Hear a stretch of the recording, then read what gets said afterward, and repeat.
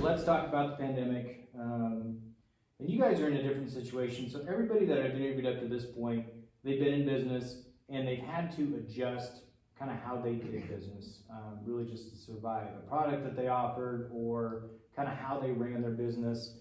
And I wanted to, the focus has really been on the positive. There's been so much negative, but I wanted the business owners to focus on the positive of the pandemic. So for you guys, you touched on it a little bit, but just kind of talk about how COVID-19 has affected your process as far as wanting to open.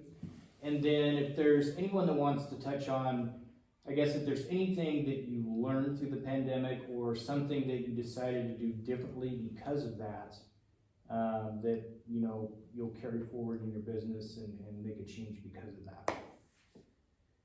Yeah, I think in terms of the pandemic and the process of choosing location, and those kinds of things, I don't know if it played a huge role into it.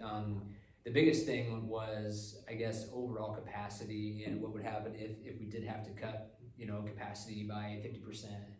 Well, we have to have a certain number of clientele come in every day for our break even. And so if that number and our overall capacity, if those numbers aren't jiving, then we have to alter the tap room in a way where we can maximize our space.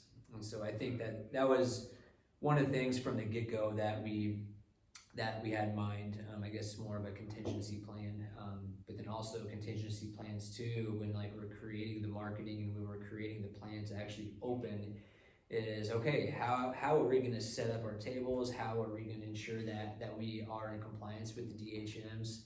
And then also, back in I think April or whenever everything really shut down, and if you were a bar, you had to serve food in order to be open. Mm-hmm. And food is not part of our business plan. We're not experts at it.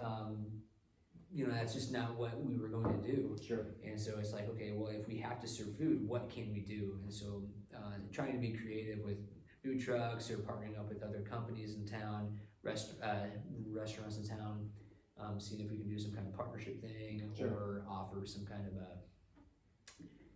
packaged goods that we can, it's food, so does that count? Mm-hmm. Just really being creative to something that we didn't set sail on in terms of our overall business plan, but how do you pivot? Because in 2020 you have to pivot. Yeah.